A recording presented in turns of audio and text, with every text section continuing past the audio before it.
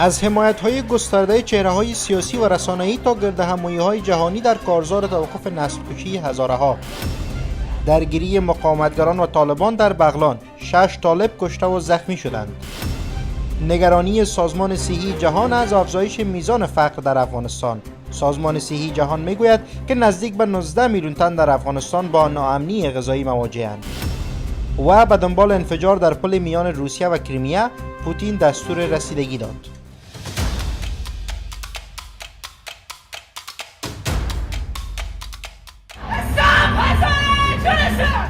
سلام و وقتتان بخیر. به خبرهای ساعت 10 از آموج نیوز خوش آمدید. اعتراضات گسترده به نسل کشی هزارها در کابل و شهرهای مهم شمار از کشورها برگزار شد. شهروندان افغانستان در امریکا، استرالیا، کانادا، آلمان، نیوزلند و اندونزیا روز شنبه 16 میزان گرد هم آمده و با آنچه که نسل کشی هزارها میخوانند اعتراض کردند. طبق لیست نشر شده از سوی معترضان، این اعتراضات در 96 شهر در کشورهای مختلف جهان برگزار شده است. معترضان میخواهند که نسل کشی هزارها به رسمیت شناخته شده و عاملان آن زیر پیگرد قانونی قرار گیرند. تا اکنون دهها شخصیت داخلی و بین المللی از جمله سیاستمداران، هنرمندان و نویسندگان به کارزار پایان خشونت در افغانستان به ویژه علیه هزارها پیوستند. هشتگ نسل کشی هزارها را متوقف کنید در پلتفرم توییتر 7 میلیون بار همرسانی شده است. گفتنی است که اعتراضات به نسل کشی هزارها پس از حمله انتحاری بر مرکز آموزشی کاج در غرب کابل بالا گرفت و اکنون جهانی شده است. در حمله بر کاج طبق آمار یونما 53 تن کشته و 110 تن دیگر زخمی شدند. Stop Hazara genocide. Stop Hazara genocide. نسل کشی هزارها را متوقف کنید. Stop Hazara genocide.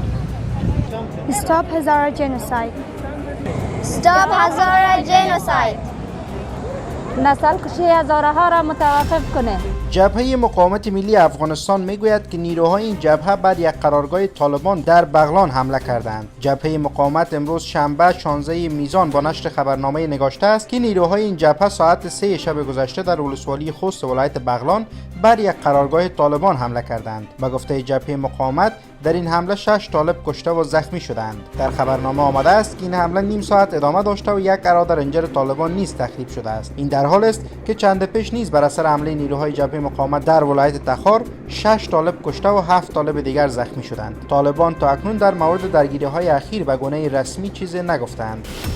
سازمان صحی جهان میگوید که حدود 18.9 میلیون تن از کل جمعیت 40 میلیونی افغانستان با سطوح بالای از ناامنی غذایی حاد مواجه‌اند. سازمان صحی جهان روز گذشته جمعه با نشر گزارش نوشته است که در سال روان میلادی تعداد کودکان زیر 5 سال که در بخش‌های بستری در شفاخانه‌ها با سوء تغذیه حاد شدید بستری می‌شوند، افزایش قابل توجهی پیدا کرده و تا ماه سپتامبر به بیش از 34,000 کودک رسیده است. این نهاد افزوده است که حمایت از کیفیت خدمات مراقبت تغذیه در تمامی 127 مرکز سوء تغذیه در کشور با ارائه لوازم پزشکی و غیر پزشکی و افزایش ظرفیت کارکنان مراقبت‌های بهداشتی ادامه داده است. سازمان صحی جهانی علاوه کرده است که افغانستان همچنین با چالش‌های صحی مواجه است و حدود 18.1 میلیون افغان به کمک‌های صحی نیاز دارند. در گزارش آمده است که بلاهای طبیعی مکرر، افزایش ناامنی غذایی و ادامه بیماری‌های عفونی که با بیش از 4 دهه درگیری همراه شده است، تهدیدهای مداوم برای مردم افغانستان هستند. این در حال است که پس از آغاز حاکمیت طالبان در کشور،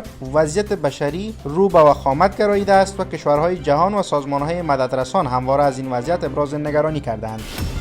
مقام‌های روسیه اعلام کردند که در نتیجه انفجار یک موتر بمبگذاری شده در پلی که جزیره کریمیا را به روسیه وصل می‌کند، این پل تخریب شده است. اسوسییتد پرس به نقل از رسانه‌های روسیه گزارش داده است که این انفجار روز شنبه 8 اکتبر رخ داده و شریان تدارکاتی میان جزیره کریمیا و روسیه را قطع کرده است. در همین حال کمیته ملی ضد تروریسم روسیه اعلام کرده که انفجار یک موتر بمبگذاری شده باعث آتش گرفتن 7 واگنراه آهن حامل سوخت و در نتیجه ریزش جزئی 2 بخش از پل شده است.